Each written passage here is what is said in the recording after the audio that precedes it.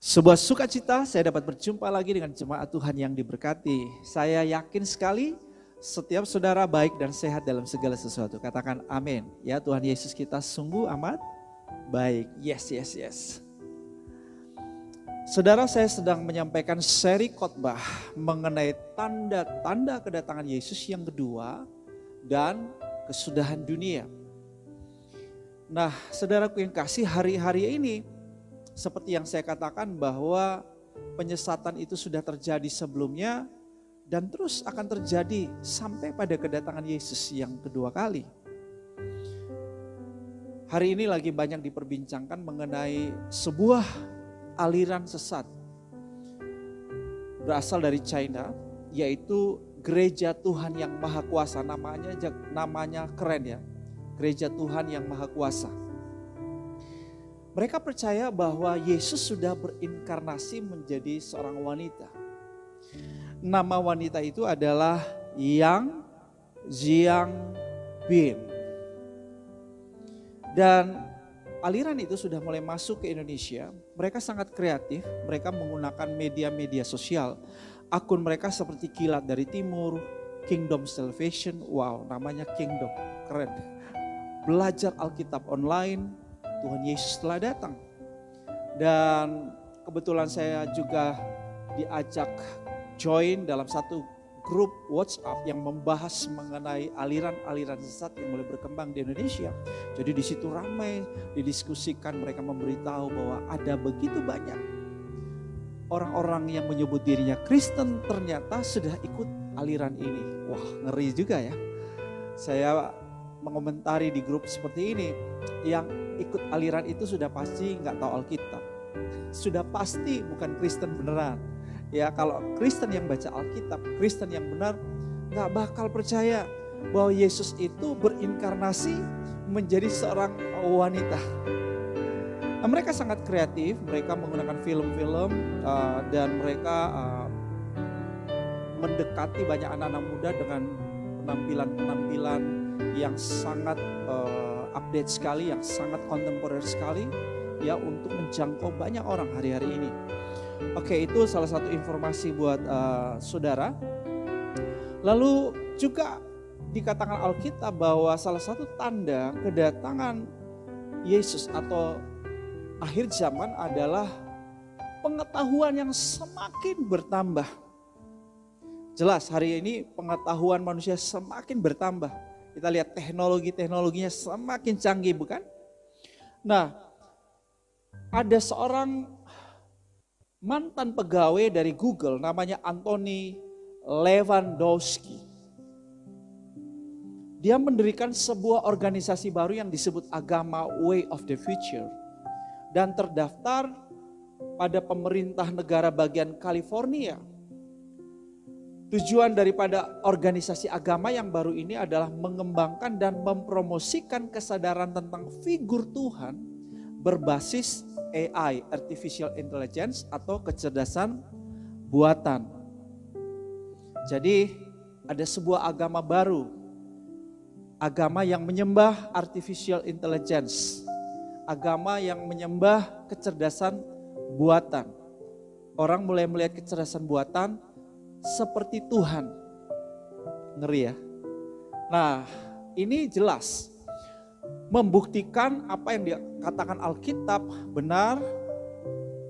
Dan ini jelas menunjukkan bahwa sebentar lagi Yesus akan datang untuk menjemput kita, gerejanya, dan sebentar lagi kesudahan segala sesuatu. Nah, hari ini saya akan membahas cara berjaga-jagalah bagian kedua. Saya ajak mari kita baca Matius 25. Mulai ayat yang pertama, Matius 25 ayat yang pertama. Pada waktu itu hal kerajaan sorga seumpama 10 gadis yang mengambil pelitanya dan pergi menyongsong mempelai laki-laki. 5 di antaranya bodoh dan 5 bijaksana. Gadis-gadis yang bodoh itu membawa pelitanya tetapi tidak membawa minyak. Sedangkan gadis-gadis yang bijaksana itu membawa pelitanya dan juga minyak dalam buli-buli mereka. Tapi karena mempelai itu lama tidak datang-datang juga, mengantuklah mereka semua lalu tertidur. Waktu tengah malam terdengarlah suara orang berseru, mempelai datang, song-songlah dia. Gadis-gadis itu pun bangun semuanya lalu membereskan pelita mereka. Gadis-gadis yang bodoh berkata kepada gadis-gadis yang bijaksana, berikanlah kami sedikit dari minyakmu itu, sebab pelita kami hampir padam. Tetapi jawab gadis-gadis yang bijaksana itu, tidak, nanti tidak cukup untuk kami dan untuk kamu. Lebih baik kamu pergi kepada penjual minyak dan beli di situ. Akan tetapi waktu mereka sedang pergi untuk membelinya, datanglah mempelai itu dan mereka yang telah siap sedia masuk bersama-sama dengan dia ke ruang perjamuan kawin. Lalu pintu ditutup. Kemudian datang juga gadis-gadis yang lain itu dan berkata, Tuan, Tuan, bukakanlah kami pintu. Tetapi ia menjawab, aku berkata kepadamu, sesungguhnya aku tidak mengenal kamu. Karena itu berjaga-jagalah. Ini yang Yesus katakan. Karena itu berjaga-jagalah, sebab kamu tidak tahu akan hari maupun akan saatnya. Bagaimana caranya kita berjaga-jaga? Yaitu dengan menjadi seperti wanita yang bijaksana. Wanita yang diperumpamakan oleh Yesus di sini berbicara tentang kita sebagai gerejanya. Gereja digambarkan sebagai mempelai wanita. Ya. Nah, saudaraku yang kekasih, kita sudah tahu tanda-tanda kedatangan Yesus yang kedua kali, bukan? Kita juga sudah tahu tanda-tanda kesudahan dunia. Kita sedang ada pada waktu yang sudah sangat dekat sekali dengan kedatangan Yesus itu. Itulah sebabnya maka kita perlu menanti-nantikan kedatangan Yesus. Gini caranya, dengan hidup bijaksana. Menjadi pribadi yang apa? Bijaksana. Saudara-saudara yang dikasihi oleh Tuhan, bijaksana berarti apa, saudaraku? Bijaksana, saudaraku, berarti saudara kita ini saudara mengatur, menata semua bagian kehidupan kita dengan baik dan benar. Itu saudara berarti pilihan kita, saudara, sikap-sikap kita, keputusan-keputusan kita, cara hidup kita baik dan benar. Iya kan? Untuk menjadi bijaksana diperlukan kecerdasan, diperlukan pengetahuan, diperlukan saudara hikmat. Ya, untuk menjadi bijaksana kita perlu tahu prinsip-prinsip dan nilai-nilai Alkitabiah, prinsip dan nilai kerajaan Allah. Ketika kita punya prinsip dan nilai kerajaan Allah, maka kita bisa menjalani hidup ini secara bijaksana. Semua aspek kehidupan kita memerlukan kebijaksanaan. Dan orang yang hidupnya bijaksana, saudara yang kasih, pasti menjadi pribadi yang sehat, pribadi yang bahagia, dan pribadi yang berdampak. Haleluya.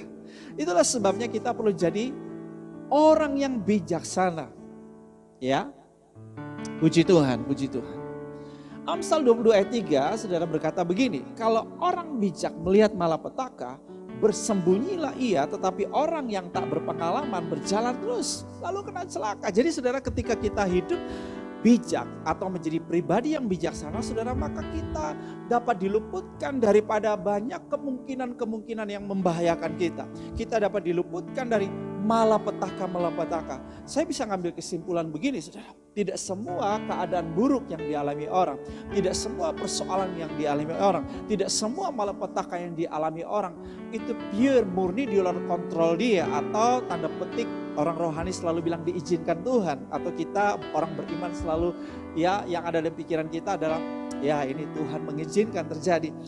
Menurut saya tidak selalu begitu, saudara, karena bisa jadi karena cara hidup yang tidak bijaksana, bukan?